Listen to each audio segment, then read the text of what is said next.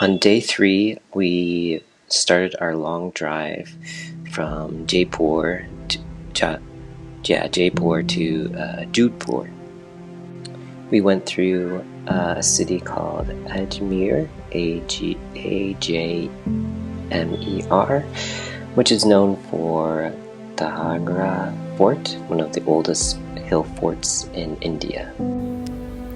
We then traveled through another city, Bewar, Beawar. This was established around the 1800s as just kind of like a trading post by the British East India Company. Legend has it that this area once was considered dangerous by bandits and other wilds or other people. So British officers and travelers used to warn people to say "be aware" while crossing into this area. And over time, the phrase was said to often be morphed into the name Bewar.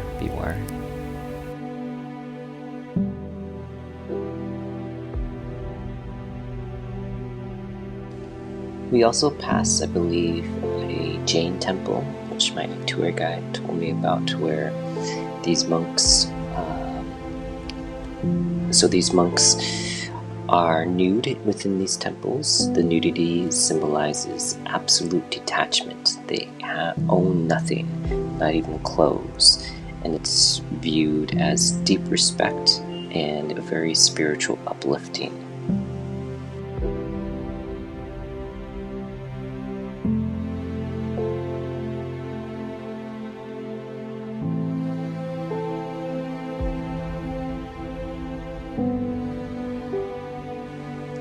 Arriving at Jodhpur, got settled into my little hotel and walked around the area.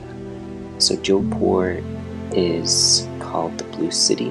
Many houses in the old city are painted a vibrant blue, especially around the fort. This originated to some theories of why, to denote homes, and also a theory to keep the homes cooler in the desert heat. On day 4, we picked up the tour guide and went to Marigan Fort. Marigan Fort was built by Rao Jodha, the founder of Jodhpur. It was constructed around 1450 AD. The fort is around 410 feet or 125 meters above the city.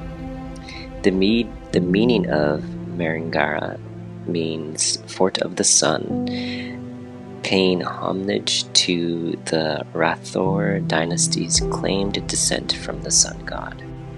The walls of these forts are up to 36 meters high and 20 meters wide. There are about 7 gates, each built for different purposes. One of the most famous is Victory Gate. A lot of these gates have metal spikes on the doors, and they're really high in the high places, and that is for the elephants, so the elephants can't go crashing through the gates. Also with these gates, it's at sort of a 90-degree angle, so when the elephants do come, they don't have that much speed because they have to slow down to make the turn in order to hit the gates. The fort is still, I believe, belongs to the royalty, and even though they have another palace in Jodhpur, but they also have a nice museum inside too, explaining more about the fort's history. In the museum, they have various displays of royalty, plaques, miniature paintings, weapons, musical instruments, costumes, how the royalty traveled etc. From the fort, you can get that panoramic view of the Blue City from on top. They also have filmed a number of Hollywood films here, The Dark Knight Rises and The Fall. According to legend, when this fort was being built, the founder, Joda, placed this fort in a more strategic area on this hill, and there was a curse, and when forced to move to lift the curse, there was a man named Raja Ram who volunteered to be buried alive in the foundation of this fort. There is a ceremonial burial spot for this individual who got buried alive under the fort, and for that sacrifice, his family and descendants receives like royalties and honor and other requests that he made or that he asked for in order to be buried alive underneath the fort. With many different rulers came over the 500 years, various rulers. They have expanded and added to the fort. Some different additions were for like handicap, for people that were unable to walk upstairs, and some different rooms for that as well. This fort was never defeated in battle. It protected the people and showed how strong and smart this regime was.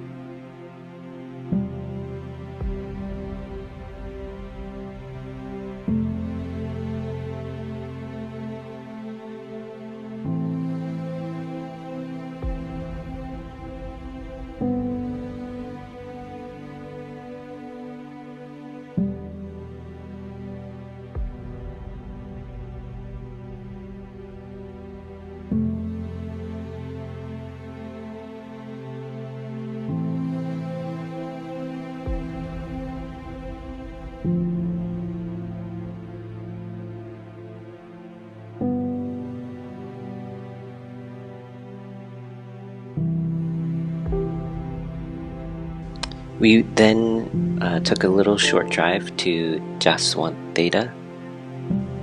This is a cenotaph, which means it's a special building made to honor someone who has died. It's not a tomb, it's like a peaceful place to remember a king, like a memorial.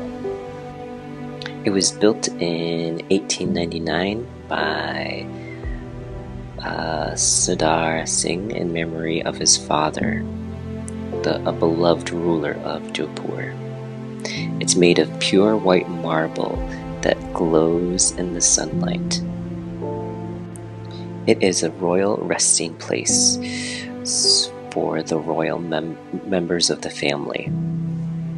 It can be seen from the fort, and within that, people do use this in memory of royal families that have passed away. And they recently had one about 2 or 3 years ago, which my tour guide said that thousands of people showed up at this cenotaph.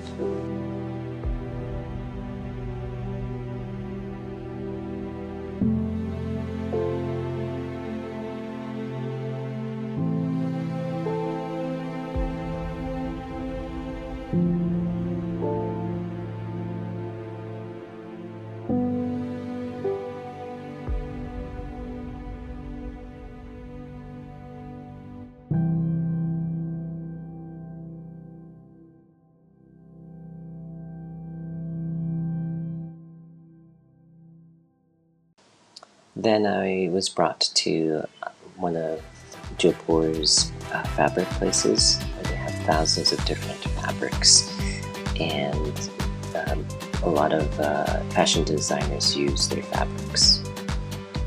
And then we then made our way to stay at one of these castles, one of the two castles on this tour.